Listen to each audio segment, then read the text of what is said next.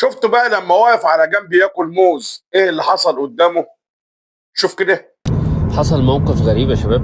كنت قاعد في المكان ده متعود اقعد اشتغل فيه. فطلبت اوردر طول ساعة ونص ساعتين، وكل مرة يتقال لي 10 دقايق ربع ساعة، والناس عارفاني وده مش طبيعي يحصل.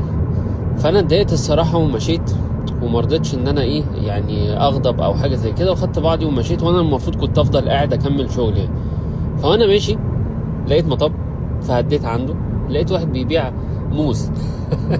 حبيت اكل ايه يعني واحده او اتنين كده، فوقفت اجيب البتاع. وانا واقف عند الراجل بتاع الفاكهه ده، لقيت بتاع دليفري بيعدي الشارع، بياخد اليوتيرن اللي قبل المطب، وتليفونه وقع منه وهو ما خدش باله.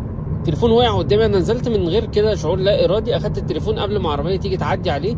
ببص كده على الدليفري لقيته ماشي مش موجود، بس دور عليه مش موجود. فضلت واقف بعد ما الراجل بتاع الفاكهه ده حوالي نص ساعه، والاقي الراجل ده بيتصل بيا بتاع الدليفري: حضرتك انا تليفوني وقع ومش عارف ايه ومش لاقيه. اول ما شفت حرقته وفرحته بانه لقى التليفون والتليفون سليم ولقاه على طول ولقاه في نفس المكان، فكانت بالنسبه له حاجه ايه كبيره. لما قعدت افكر في الموضوع من بعيد ومن فوق قوي، يعني ربنا قدر ان الناس في الكافيه تعمل معايا كده، وانا انفعل وامشي وما كملش يومي واروح اكل عند الراجل ده، عشان لما تليفون الراجل ده الغلبان ده يقع انا اشيله له امانه معايا لحد ما يكلمني.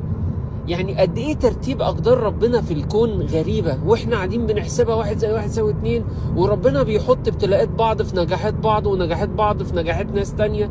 فما تفكرش واستعن بالله، وربنا بيسبب لك الاسباب كلها ليك.